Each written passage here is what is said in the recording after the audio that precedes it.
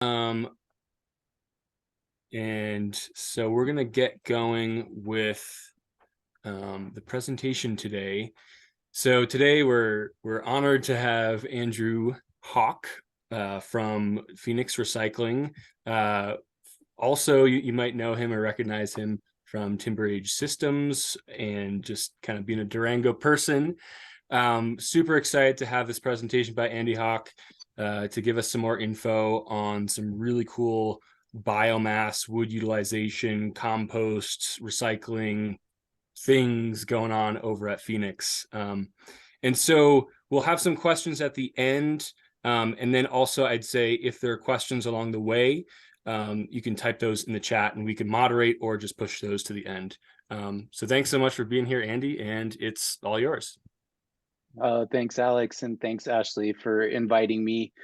Yeah, as Alex said, I have met a few of you over the past few years. I did help start Timber Age, the local cross-laminated timber manufacturer, in 2018. And what really got me excited when we created that company was primarily the elements related to wood utilization and forest health and kind of biomass management specifically. And as Timber Age matured and really became what it is and is continuing to become, which is a modular home company, I realized that I needed to move just back to the things that I had the greatest passion about, which was forest health, community resilience, fire management, and wood use. And so I had an opportunity to partner with Mark Thompson, the longtime founder and owner of Phoenix Recycling. Mark has had a vision for something that he called a resource recovery park, nearly since the beginning when he founded Phoenix in 2001. And we'll take a look at some of that. But Mark said, "Man, I really have some ideas here, and I'd like to get into composting, and I think I've found a nitrogen source, but I think we're carbon limited." And I said, "No, we're not carbon limited. Is enough work going on in the landscape and the forest that we're not carbon limited." So we'll dive into what it is that we're working on down at Phoenix and the direction we're going to take over the next kind of 2 to 3 years. Alex and Ashley, yeah, if there is a pertinent question, please moderate and stop. Happy to take them along the way. I think I might have maybe 25 minutes or so worth of presentation, and then I wanted to make sure that we left a lot of time for questions and conversation afterwards. And thanks again. So let me share my screen here and we'll get started.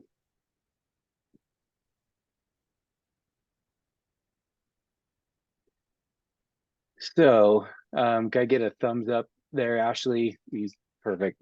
Awesome. So where we're headed is kind of into the realm of biomass management. And one of the things that might seem a little different here is just the scale.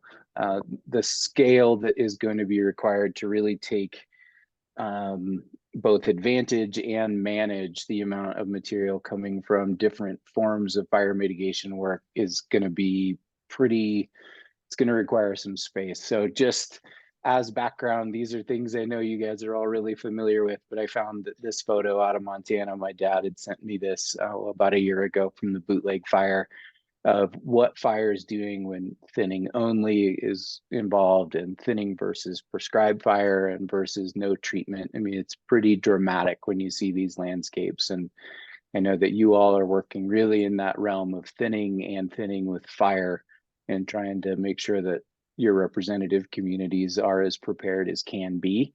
But when we can't put fire back on the landscape due to proximity to homes, one of the things that's mandatory is getting the fuel out of the way. And once defensible space and different envelopes have been created, where Phoenix comes in is the ability to take those materials and do something a little bit more positive with them. I love these pictures. This is from the pilot project of log chutes, which was just, oh my gosh, it was just over a year ago now. But on the left is pre-thinning, on the right is post-thinning.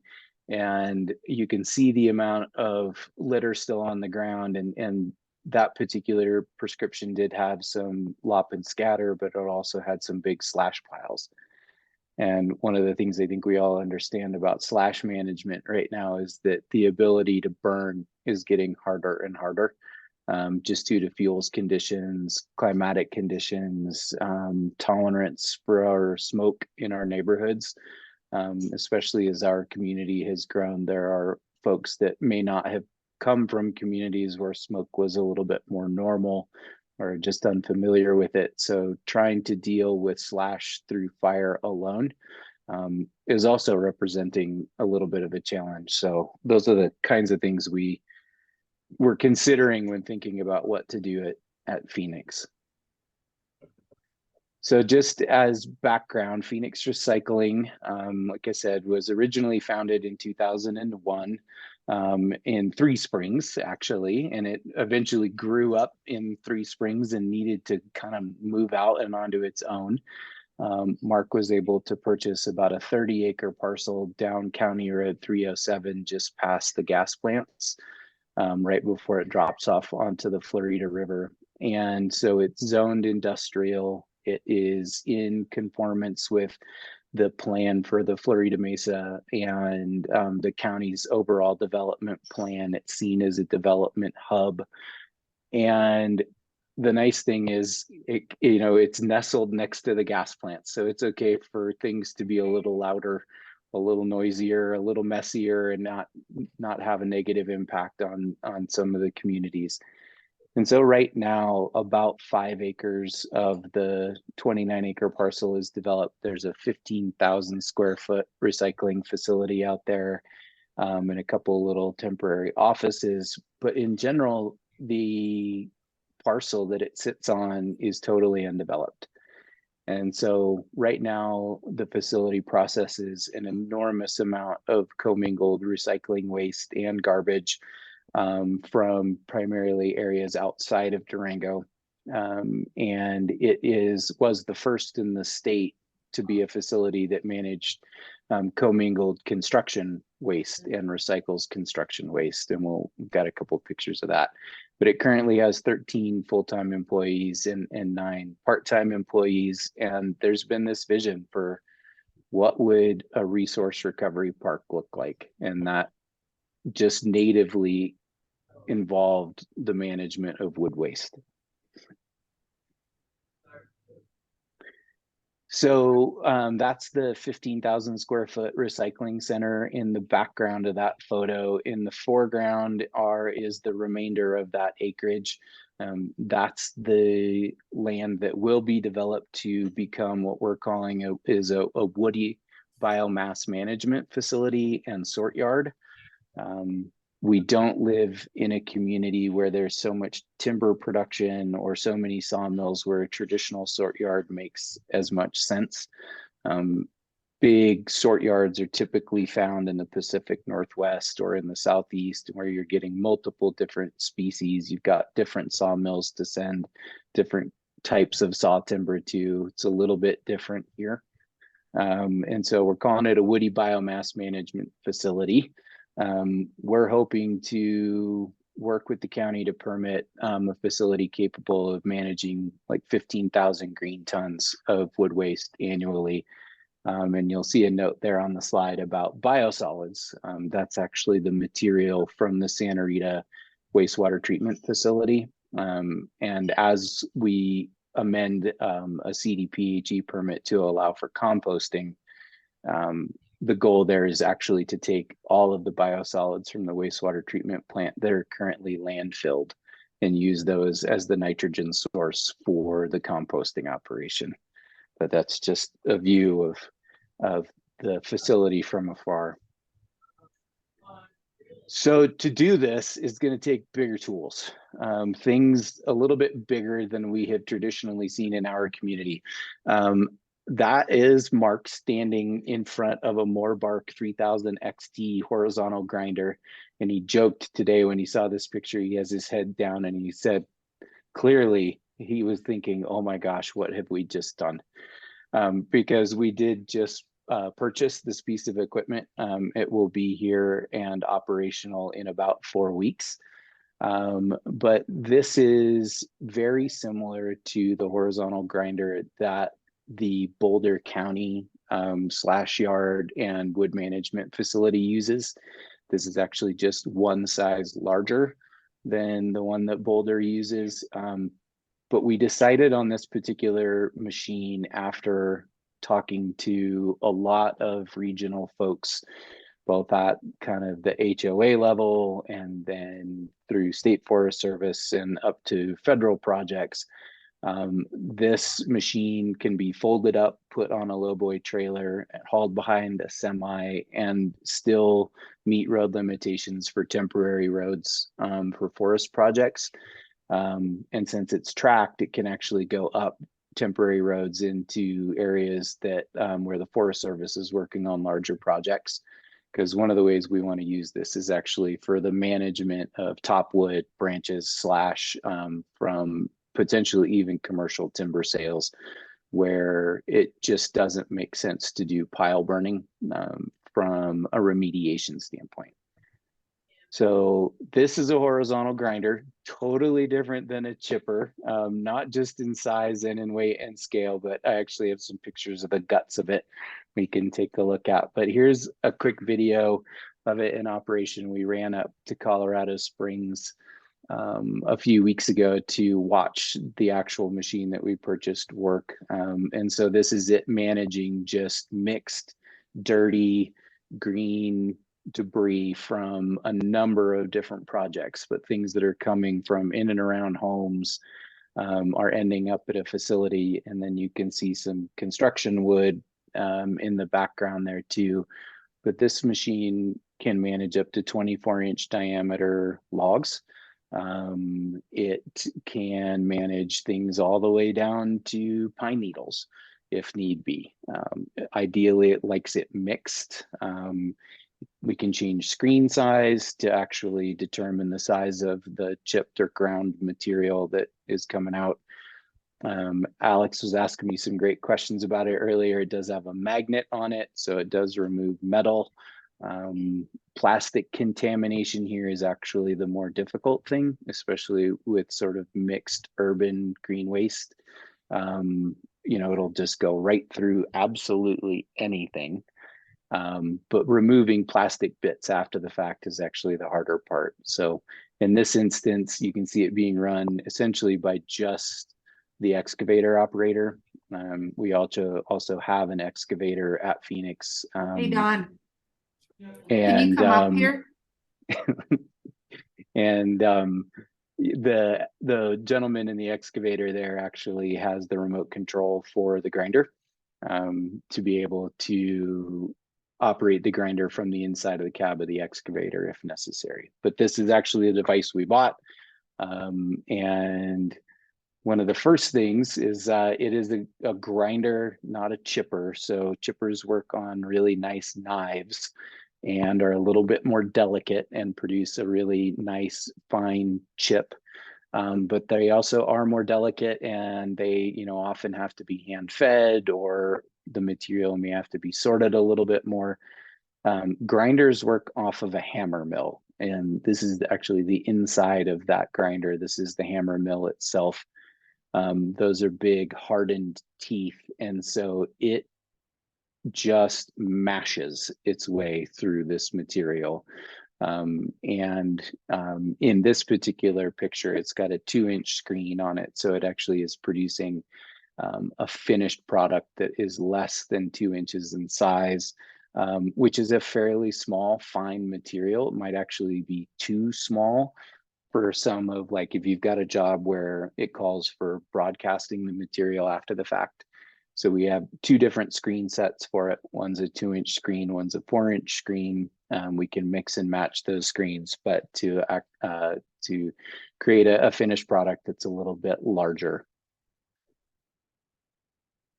The first job that this thing is going to go after this is about, believe it or not, a third of the construction material that is currently on site at Phoenix Recycling.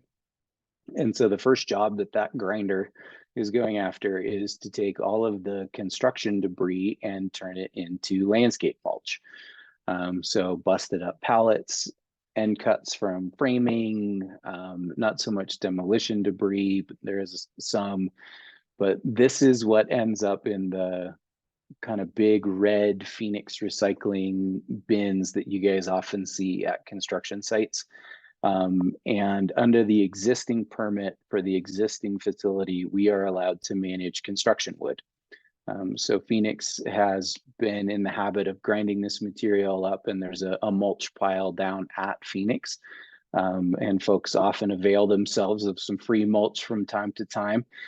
We used to grind sheet goods, OSB, plywood, things of that nature down there, but it makes a really kind of sticky, not like gluey, but fibrous mulch that is, folks just don't like the feel of it, and it does have some glue and stuff in it, and so we actually separate sheet goods like OSB, chipboard, plywood, and this is just the dimensional pile down at Phoenix. So we think we've got 2 to 3 weeks worth of work just grinding through this entire pile, and then that'll be on site in the form of mulch. So one of the things that is really critical about managing biomass is transportation. This is being shown all across the United States right now as more and more communities are trying to deal with fire, is that moving of really low value, no value waste material is the economic limiting factor. And so this is basically a 25-mile radius circle around Phoenix Recycling with some landmarks, the Falls Creek Ranch and the supervisor's office, Grassy Mountain, Edgemont is in there, and Forest Lakes, Columbine Ranger District, Timber Age just as another wood waste producer. But 50-mile round trip is about as far as it makes sense in our community in particular to move material, where we don't have a rail spur, we don't have a freeway, we don't have a really large populace. It's not going to work to move things great distances. So a lot of the communities that you all represent, though, fall within that half circle there.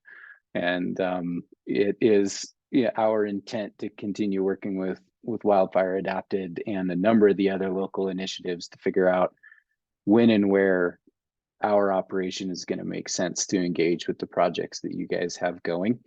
But when it comes to wood waste, basically the economics are that money has to be made on the inputs, not the outlets. Because once you have a final product, it is oftentimes worth very little money, especially in bulk. This is how we intend to move debris once it's been ground, if it's been ground on site. Phoenix has a pre-existing fleet of trucks and roll-off bins. There are 30-yard roll-off bins. That grinder can actually grind directly into these bins, or where it makes sense, multiple bins can be dropped off and ground into them. The other thing we intend to do with the fleet of roll-offs is for subdivisions, especially if it makes sense during fuels reduction within a subdivision, to have some number of these bins dropped on site so that the material can be placed directly into the bin and then removed and then ground when it's returned back down to Phoenix.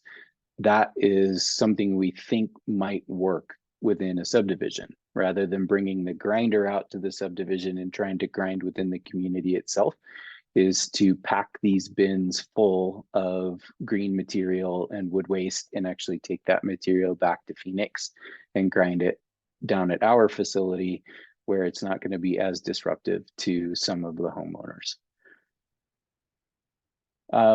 What we are prepared to offer now in 2023 is, like I said, that grinder will be here in about 4 weeks and it'll be operational at that point, is to offer on-site grinding. As you can see, that's really something that's better fit for large jobs. If it's just 2 or 3 homes worth, or, say 15, 20 cubic yards, it doesn't make sense to mobilize the grinder out for that kind of volume. It's going to make much more sense to grind for a much larger pile. Like I said, we are currently permitted to manage wood waste, but not compost. And so if there is a need to leave some of the ground material on site, that's something we need to consider. We're working right now with both La Plata County and the city of Durango to manage the green waste that they have already collected. So the green waste that's ended up down at County Road 223 facility by the gun range on 223. La Plata County has typically brought either a horizontal grinder or a tub grinder down from Grand Junction.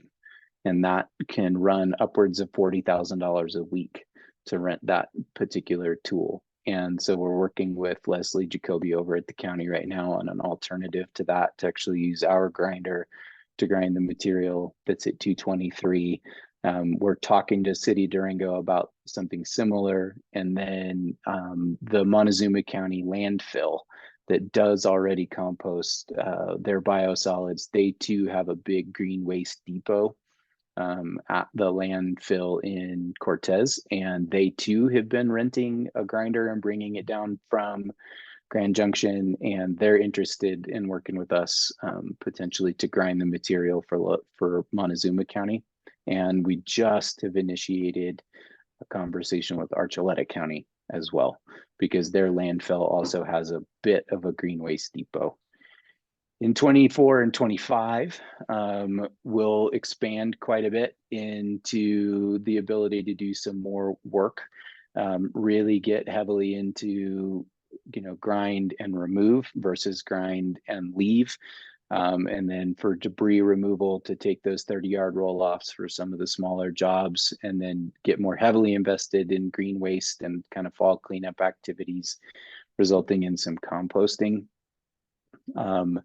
What we're doing right now, I actually just submitted the grant application today under the Wood Innovation Program, is we've asked the USDA for some assistance in permitting with La Plata County to modify the existing land use permit for La Plata County for the facility, and our Department of Health and Environment permit. And that's what we're going to be working on the remainder of 23. And then we know that that's going to be kind of a longer term process. So we can see expansion in 24 and 25. And I'm sure that that was a whole lot. So Alex, that's the end of my slides. And so I'll stop there, and hopefully we've generated some questions. I'm happy to go back to anything at all. I'll stop sharing. And Alex, yeah, if you could just help me moderate here, but I'm more than happy to take questions. Cool, excellent. Yeah, so preferred method would be if you can raise your hand in Zoom, or type your message in the chat, or we'll get to you. So first hand I see is Clyde. Yeah, interesting. We have a chipper here in Falls Creek Ranch, and we could blow it directly into one of the roll-offs, compress the volume quite a bit, and would get the nitrogen fermentation started right away. Is that something? Now, tell me about your cost schedule, your charging. How does this work? We're working on the costs right now, Clyde. I don't have a number to give you tonight. We do have a cost schedule for the construction debris, since those bins have traditionally been used for construction. The reason I'm not ready to give you a number is that if it's a situation like you're talking about, where you've used your community's chipper directly into that bin, it's a single source of material and it's clean. And the cost structure we have right now for the use of those bins is about $900 a bin. But that assumes that it's commingled construction waste, and that the waste is going to have to be sorted once it gets back to Phoenix. So we know that when it's a nice bin full of clean wood chip that can essentially go directly into a mulch pile or into the wood yard, that's a different story. And so Mark and I are working on the economics of just how much truck time is it, how much fuel is involved, that kind of thing. But we, right now, when the construction companies rent those bins, the first haul is $900, and we think that for this particular operation, it's going to be less than that. Yeah, would you have to regrind that? No, no, we would not have to regrind that. Thank you. You're welcome.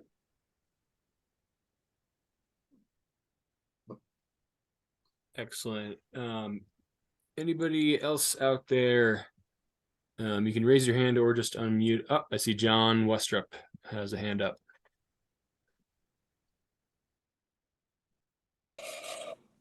Hey, Andrew. I'm really happy that you guys are doing this. I'm wondering if you foresee, kind of on Clyde's point, bringing clean chips. Do you see a demand for use of that down the road? You know, are you looking at high volumes of compost down the road? And I guess I'm curious a little bit more about the demand chain once you get chip to the center there. What the next step is for that? No, great question, John. Yeah, the demand is a big part of it. There are a number of great publications from Colorado Forest Service about the management of sort of sort yards and understanding the demand side of the equation really well. What we know from talking to the big regional landscape yards like Durango Landscape and Nursery Supply down on La Posta on Casey Lane, is that they're still bringing in mulches and landscape materials heavily from Paonia soils and from a few other places. One of the other things we have out at Phoenix is actually a 110 yard walk. It's like a chip van, so it holds 110 yards of bulky material at a time. And those are what are typically used to haul mulches and wood chips around in a more economic way, because you can get 110 cubic yards at a time into one of the chip vans. There is a market here in our community through kind of the Archuleta, La Plata, and Montezuma counties for some landscape material. How much is really unknown. I tried to do some homework on, like, if we were able to look at 50% of the market of all the landscaping materials across the 3 counties, what would that look like? And getting at that number was not easy. If you pivot towards the compost side, again, a lot of good soils and things are still coming from Paonia soils. Some of it is starting to come from Table to Farm as their operation matures, which is great. The difference here is that biosolids based compost, if it's coming through that process of actually using the wastewater biosolids, those are unrestricted once they have been above 130 degrees for at least 3 days. However, they're most often then turned around and used like in large ag operations or golf course management or big parks. And so the end market for the compost is going to not be backyard gardeners. It just doesn't make sense.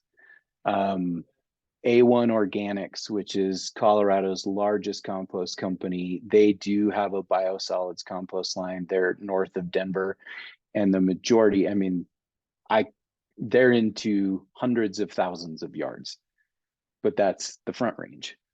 And so we know that that's not our market. And where we see using, say, upwards of 10,000 cubic yards a year of biosolids based compost is probably back to ag, going back into agricultural production, not directly into backyard food production. It's just, I think economically, it's not going to make sense because it's going to be handled too many times.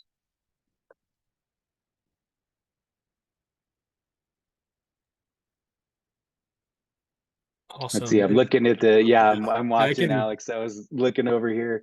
Yeah, I Will was there just be waiting a to drop see. off option? We're working on the drop off, Judy. That's something we're asking the county for in the permit revisions. That is what Boulder County has done. Allison Lehman knows that process really well. She provided us with some background on the kinds of things Boulder has done. Yes, we want to have basically, if it is clean, green waste, we want a free drop-off option down at the Phoenix facility. So that's something we're asking the county for. What we're also talking to the local tree service companies like Woodchuck and a couple others about is that if they are bringing in already chipped material from their chippers, that, you know, chip trucks coming in from the tree service companies, that we have a drop-off plan for them as well. The grinder is going to be a better fit for the material that is too large or too messy, too dirty. Actually, for the chippers that a lot of the tree service companies have, I've talked to Dan Bowman extensively, and he, you know, he has to be careful. The chippers, because they're knife based, not grinder based, you know, he can't feed his Vermeer chipper things that have been down in the mud. It's just a quick way to ruin the knives on your chipper. So when it comes to the tree service companies, being able to provide them with a drop-off option for untouched material that they don't want to run through their chipper is also going to be part of the process. Stumps and root balls, to a point. We have a shear for the excavator, Julie. There is a root ball shear that you can put on the end of an excavator to help break up root balls. The problem there is rocks. And we don't want to feed the grinder, you know, typical cobble. If we can avoid it, it'll destroy the cobble. It will actually break the rocks up, but that's a quick way to eat through some teeth in the grinder. So root balls can be done. It has to be done more carefully, and it requires one additional step, which is to take a root shear on the end of the excavator, break those root balls up, make sure that they're as rock free as they can be, and then feed them to the grinder. And it's also, we know from talking to GFL, who currently runs the Bondad landfill, that they, you know, they don't want root wads. The other thing we got asked by the Forest Service was butt logs, like if it's wood going to firewood production, say for Wood for Life, sometimes what gets cast off is the bottom 4 to 6 feet of the tree that's got the root flare on it. And so, yes, this machine's big enough and tough enough to deal with butt wood. And let's see, I'm looking at Lisa Golick here. Yes, and I've talked to Alex and Ashley about this, Lisa, about chip buildup, you know, going back onto the forest floor. And that's where their expertise comes in. That's where I'm really going to rely on them to say, like, here is a time and a place where leaving mulch on site makes sense. And here are the locations where it is just making the problem worse or kind of going backwards in the work that they have already done. And so when it comes to how much mulch back around the home is the right thing to do, that's really to folks like Alex and Ashley to decide. And you know, if the right thing to do is to haul it away, then that's something that we can help with. Dwayne, yes, that was also a big thing about getting a grinder and an excavator, is it is species independent. We want to give it Russian olive, hawthorn. I've been asked continuously about cottonwood because cottonwood is so low BTU that it makes terrible firewood. Yes, it will take thorny material. It really is totally, it doesn't care. It's going to chew through whatever you put in that hopper. And I see that Julie was happy with that answer. Any other Andy, questions? I'll just go real quick. So I wanted to clarify a little bit about those the bins, and that one of the appeal of this is, I know Clyde had said they can already chip it in there, it's going to be really compressed, but it could take anything from pine needles to 24 inches of trees, right? So all the slash, I thought you said 24, but maybe not. 24. Slash from the branches, gamble, oak, all of that could just be thrown into this, right? And then hauled away. So it's going to take out the time of doing the chipping beforehand, because that's what that machine is for, correct? For some projects in a community. That is correct. I mean, Clyde's got, you know, this army of folks that live around him that love to just spend time with him on the weekends cleaning things up. They've created quite the workforce out there. So yes, you know, getting your community's chipper or through the chipper rebate program and kind of combining a chipper in a bin is one option for sure, Ashley. But then in those instances where a chipper isn't available or it doesn't make sense, and it definitely doesn't make sense to bring the big grinder out on site, the option we would like to employ is to actually drop one of the bins off and have that bin packed full. So if there's sort of a community / depot, you know, where Gamble's oak, ponderosa pine, branches, you know, bits and things can all be piled up in those bins, and then the bin just hauled off by the truck. And then it's just dropped, you know, mixed as is at Phoenix. And then our job will be to grind it and use it for our purposes once it's down at Phoenix. Great.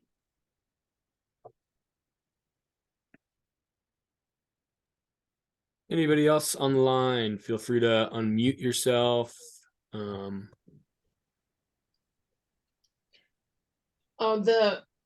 This is Paulette, up at Falls Creek. Having those trailer that can be left here, because most of our work is done on the weekend. That's been the kind of the problem we've had, because our trailer, we only have one. And if we could park a couple trailers and fill them up at 2 different locations and they're ready to go, because we participate with, you know, farm to table, and they need our compost, and we're happy to give it to them. So thank you for working for a solution that links the supplier of chips to the needer of chips. Yeah, because I mean, we know for sure right now that Table to Farm actually needs some additional woody material to match their table scraps and food waste right now. And that's something that's been on our mind, Paulette. And yes, when Mark and I have talked through this, right now the bins are heavily utilized at Phoenix, but there are still some available. They're constantly rotating in and out. One of the nice things about the current permit requirements for Phoenix is that it has, you know, it has the ability to, because it's on County Road 307 and it is permitted for heavy haul traffic, we have a lot of daily trips allowed in and out of the facility. And so those roll-off bins, it might not be uncommon to see, you know, 8 to 10 of those bins go in and out, maybe even 12 or more bins go in and out on any given day. And yes, Paulette, for a subdivision as large as Falls Creek Ranch or say Forest Lakes, having a couple different bins throughout the community where material could be collected that's what we've been thinking. And let me see, I see Roger's hand there, Alex, and then I'm looking at Shelley's question too. Okay, this is Roger. I'm up in Highlands Ranch, and every year we've always rented a few roll-offs from you for the community to fill with slash from their own yards, and it's hauled away. We've always been told that it makes no difference whether you haul your slash up and put it in one of your roll-offs or put it in our weekly trash bin. It all goes to the same place. Is that not the case now, that you actually recycle the stuff we put in the roll-off and the stuff in our weekly trash bins go into the landfill, or is that not the case? No, Roger, the stuff that's going in your bin right now does get recycled and it does get segregated. And you know, some of that material, like there are 3 existing green waste piles out at Phoenix right now, and it is the material that's come from your bin. Because we're not permitted to compost yet, this is sort of 2 years down the line probably, but what Mark would love to have for existing Phoenix customers like yourself is a third bin, where eventually it's a 3-bin system where there's trash, traditional recyclables, and then food scraps and green waste, which is very common throughout the Front Range of Colorado to have a 3-bin system. And so I think that'll happen. It's just probably more like 24 months out, Roger, before that third bin becomes something that Phoenix customers see. But no, right now, if you put green waste and stuff in your Phoenix bin, it is getting sorted when it goes through the recycling process. And so that grinder will actually work through that material right now as well. Shelly, I don't know what would qualify as a neighborhood, given that each one of the subdivisions is slightly different. You know, we've talked a little bit with Ron Duvall over at Edgemont about, you know, what's going to make sense potentially for the Highlands might not make sense for the ranch, or it might not make sense for Timbers. And I know what might make sense for Falls Creek may not make sense for some other subdivisions. So it's really going to be what does the community need and want, and what will they tolerate, and what sort of space do they have to use? No, Judy, we don't have any bins with a self-loader right now. That would be amazing. I've seen a number of self-loading things, primarily, you know, thanks to YouTube in Europe, but I don't know of anything of that sort right now. I will put the phone number for Phoenix in the chat right now, Deanna. It's just the standard corporate line at Phoenix, and so you can call this number.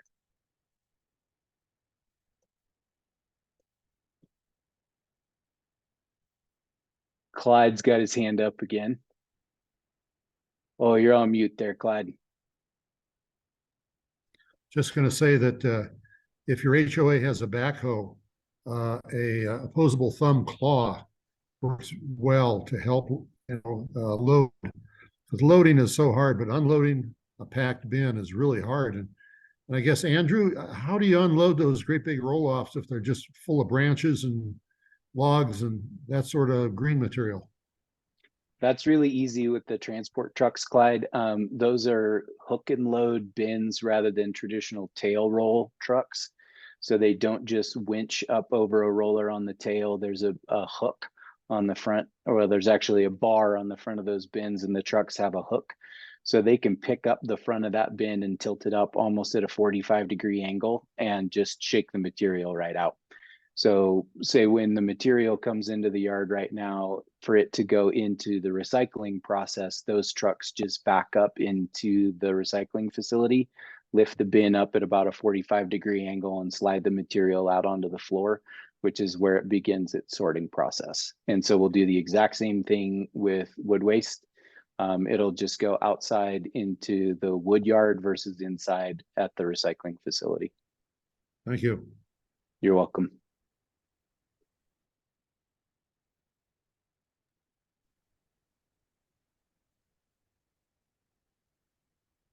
Looks like there's one more follow-up out there. Oop. Yeah, let me try and get to Shelly's question here first. I want to read it carefully. You're back in La Plata Canyon.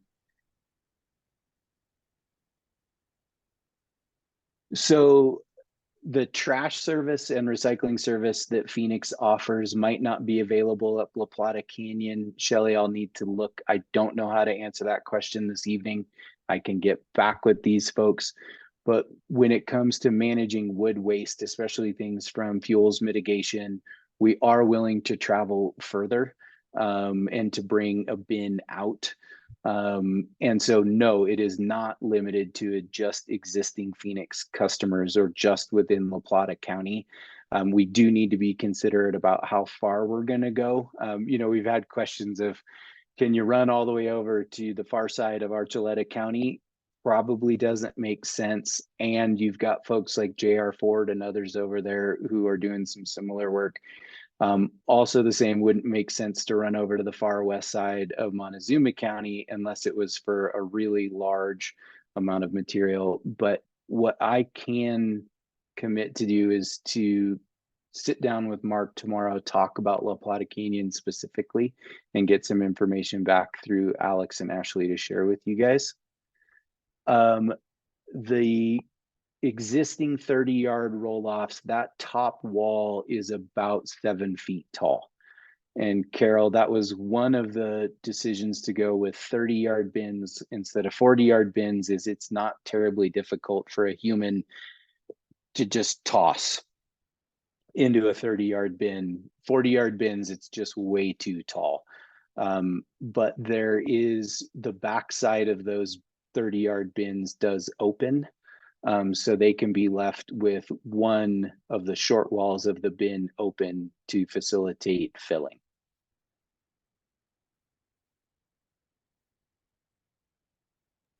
Got a couple more minutes here, time for maybe a few more questions. If anybody has some lingering thoughts, again, feel free to just go ahead and unmute yourself. And just as a side for everybody, so we've been recording this today and we'll make it available on our website so you can share with your community. And Andy, if you're willing to share some of your slides, we can get those up there too in contact information. But hopefully once you get your wood utilization innovations grant, and 2 years from now, we'll have you back on here and have specifics for everybody of how to really get this going, right? To really help with our biomass issue on the forest and for fuels treatments. Yeah, and there are some things we can do in the interim, Ashley, because of the way the current permit reads. And so I'll continue to work with you guys on, what can we do here in 23 in the first half of 24 as we pursue the permitting endeavor. Yes, Allison, that's the hang up. We know that, plastic in wood waste is difficult, especially as it goes all the way towards landscape mulches. That is the least acceptable form of contamination in landscape mulch. Ideally, if pine needles, small debris could go in paper bags, all the better, because that then doesn't cause plastic contamination when it is ground. And it makes it easier from a landscape mulch standpoint. So ideally paper bags. Allison, I think you're actually the one that pointed me towards that part of the Boulder County report where they showed there's a couple of hysterical pictures from Boulder County of like minivans with 200 sacks of pine needles in them, which I thought was pretty impressive. Julie's talking about Montezuma. Yes, the work that they're already doing over in Montezuma County is fantastic. We're working with Mel right now on, would he prefer to contract with Phoenix to do the grinding for them rather than bring the grinder down from Grand Junction. I'm just reading the rest. Oh, okay, yeah. Lou Fontana, so we can handle large quantities of pine needles so long as we mix them up. One of the things that we know, if we're running 2-inch screens on the grinder, if you feed it nothing but pine needles, it will kind of bind up on itself. But if you take large quantities of pine needles and mix it up with some other coarser material, it goes through without any trouble. So large quantities of pine needles are acceptable. It's likely on our end, from an operational standpoint, to be able to mix those pine needles in with coarser material. So as it goes through the grinder, it does not clog the screens on the grinder up. And then the churches have their hands up again. Churches plural. I'll let you guys sort out who goes first. Ladies first. Oh, okay. I just wanted to mention one of the things that we do in Falls Creek is I buy 1,000 paper bags of lawn bags, usually from the Ace Hardware, but other suppliers. And then we burn those in our air curtain burner, but we fill them up with our pine needles and some of our leaves. So if that could be a trade-off to help you handle some of the pine needles, if they came to us in bags and some volunteer help, we could take care of them that way. They burn very quickly and almost no smoke. Yeah, and curtain burners have definitely got a role in this whole network of what all do we use.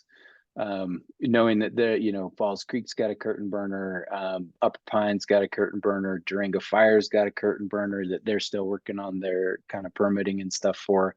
There's definitely a time and a place to run some of that material through a curtain burner. Okay, Clyde, and then I've got a question from Tracy that I'll get to right after Clyde. Okay, yeah, I was just wondering how this works, how you work with RMRI on federal lands and CFLRP. Is this an option? I know their method that they've developed is a pile burn, once in a while an area burn. I know we got an area burn on top of Animas Mountain scheduled next summer sometime. That's the first part of the question. The second question is, how does this work with the pellet mill in Mancos that's opening up, just starting production? Two great questions. When it comes to federal lands work, Clyde, where we're talking with Travis Bruck, David Casey, and others right now on kind of stewardship contracts and the forms of contracting that they're going to use for projects that come down through CFLR and the RMRI funded work. And it really comes down to those locations where they can't pile burn, or they run into climatic conditions or fuels conditions where they can't burn, then we're providing an alternative. And so we're very likely to be a subcontractor. And then for whole tree logging, where say thinning is the prescription and there isn't the ability to manage that volume of topwood and slash through pile burning specifically, we've been talking with the Forest Service about those kinds of options. One of the examples that came up was a project that produced about $60,000 worth of timber, but it cost $300,000 to actually remediate the burn scar to get it back to the point where it would actually grow vegetation again. And so the Forest Service knows that under certain circumstances, a large scale pile burn is just not the right tool, and that having another option is going to be beneficial. And so that's what we've been talking to the Forest Service about. As it goes to Dave Sitton's pellet mill, pellet mills can't take like green material, bark, really small non-whitewood type stuff, because even with an industrial pellet, it has to have certain BTU minimums and it has to be predominantly whitewood, not bark, and not small branch material, and not branch tips, needles, and leaves. And I think Dave's going to work on some single species pellets to begin with, whether he's working just on pine or aspen or a combination of the two. I think he's still figuring that out. But we don't see this as being competitive to the pellet mill at all, because what's required as feedstock for that pellet mill needs to be the cleaner, more orderly, predictable stuff. And what's better for sending into compost or maybe even landscape products is going to be the nastier, dirtier stuff. Because like the pellet mill you can't feed a pellet mill really heavily mixed material that has a great variety of wood type in it. It doesn't make good pellets. Tracy asked about weeds. That's a great one, Tracy. When we get to composting, yes. The composting regulations at the state level require, temperatures of over 130 degrees, and I believe it's for at least a 3-day period, and that is enough to sterilize weed seed. So if that compost then goes back into agricultural problems, it's not spreading noxious weeds. So in that context, yes. If it's something that wasn't going directly through the composting process, like if it was something more tuned to landscape material, then no. You would not want to put weeds directly back into a landscape material, because then you are running the risk of spreading noxious weeds. Marilyn, I will send a copy of the slides over to Alex and Ashley tomorrow. Yep. And we will get this up as Ashley put in the chat by next week. All right. Well, how's that for rapid fire lightning round questions for you, Andy? That's great. Thanks so much, everybody, for the excellent questions. If you have more, feel free to reach out to me or anyone at Wildfire Adapted, or just kind of Google Andy's name, and I'm sure you can find his contact info. Thank you again so much to There's Andy. my email. There's Andy. I just threw my email in the chat. All right. Thanks so much, Andy. It's so great to hear you talk about all this super fascinating stuff. Really exciting. I feel like seems like you're just kind of scheming in the crossroads of forest health and community and resiliency, and just super exciting stuff. And just want to congratulate you and say heck yeah. So thanks everybody for hanging out with us tonight. We are out of time. We'll catch you next time. Next meeting will be May the 16th, it looks like. Hopefully we won't get snowed out, but you never know. Yeah, I think that's about it. Have a good night. Thanks, Andy. Until next time. Take care all. Thanks, Bye. Andy. Thanks, everyone.